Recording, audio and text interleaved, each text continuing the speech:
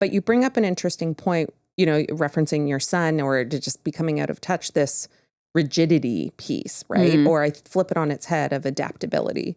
And when I started thinking about, okay, so if this is the environment and lots of external factors for businesses and business leaders to be managing right now, like I said, in the last 5 years, there's been a lot of external factors coming at leaders. What are some of the traits that define a successful organization who have been able to move through uncertainty, work with uncertainty, maybe even leverage it as their competitive advantage?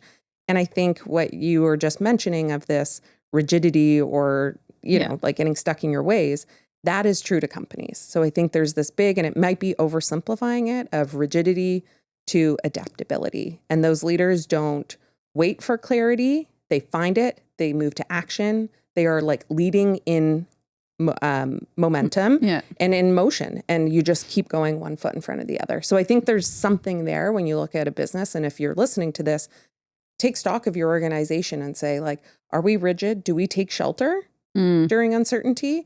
Or do we move forward? Do we grasp it? Do we just move to action the best we possibly can and adapt for the next step? Yeah. And I think that's already a nice, reframing of the narrative, right? Like, so instead of having a discussion around, are we in the most uncertain time or not? Like, I think there's no end to it. Yeah. So that's the new reality. That's our environment. Just take uncertainty as a given.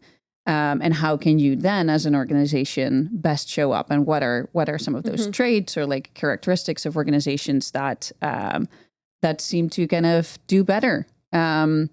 And you mentioned adaptability. I think that's a great kind of characteristic for organizations to have, especially in uncertain times. And I'm just thinking of examples, right? Like, and you have the classic ones of Apple and BlackBerry and Netflix versus Blockbuster. And I think that's also where you really see that in uncertain times, how one organization responds in uncertainty is just very different than the other. And I think in both of those examples, one really embraced the change and took risk and jumped in, whereas others were probably, or like the Blockbuster and the BlackBerry example, waited and basically were too late to move, right? But then also, like, those are pretty like old examples, but in more recent days with everything that's happening in the world, I think you also see the organizations stand out that were just prepared for uncertainty. Like Amazon, I think they built skill, they built supply chain diversification. So in the COVID times and now with the tariffs, they were able to like move fast, respond fast, because they were set up in an agile way that they could do it and mitigate those risks. And I think, I mentioned the tariffs. What I'm kind of seeing in the headlines or like in the business magazines around organizations that mitigate that risk, that are kind of less concerned about the impacts, are the ones that are set up to quickly, rapidly adapt, to your point, to changing environments in their supply chain, in their manufacturing locations, product locations, internally too. Like, are there new roles required to deal with new factors that come up? I think with adaptability is their cultures too. When you say internally, like with people, again, reading, I'm probably going to butcher this, but there was something around highly engaged workforces that identify they feel they are in a psychologically safe environment are more likely to follow the leader or take initiative themselves and move through that change. So it's just not resting on the leader's shoulders. But, you say Amazon, and I was thinking about the example. I was like, remember when they were just an online bookstore? Right. So isn't that crazy? Yeah. Like, it's a good example over time. But, there is something, again, of like these organizations, and you keep kind of bringing up a good point around like moving to action. They were prepared, which maybe we can get into that in a second of like, what does that actually mean? How are you prepared? How do you move into action?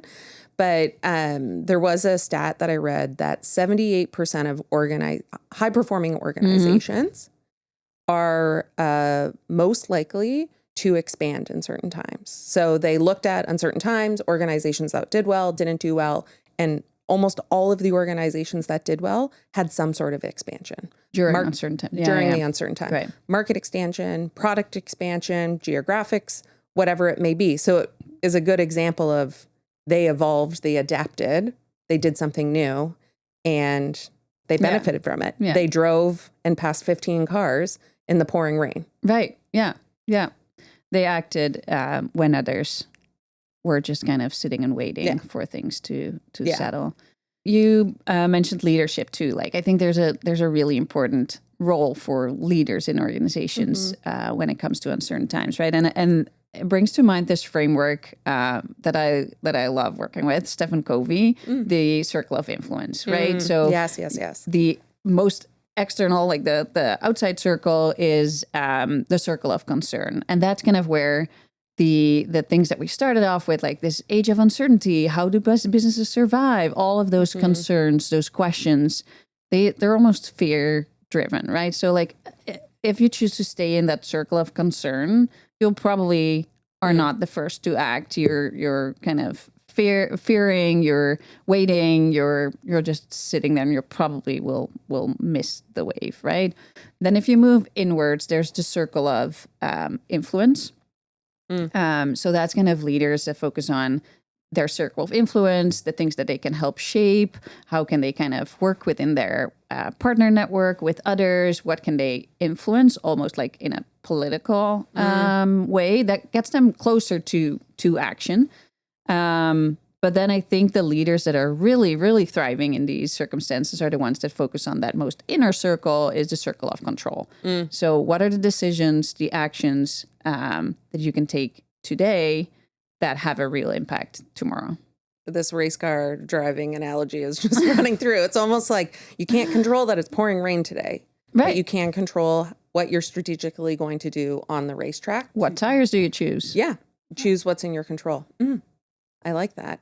And so it's a bit of this, again, reframing it a little bit of not to fear it, not to resist it, not to hide in shelter, but how do you embrace uncertainty? How do you plan for it? It will always be there. It is a known factor.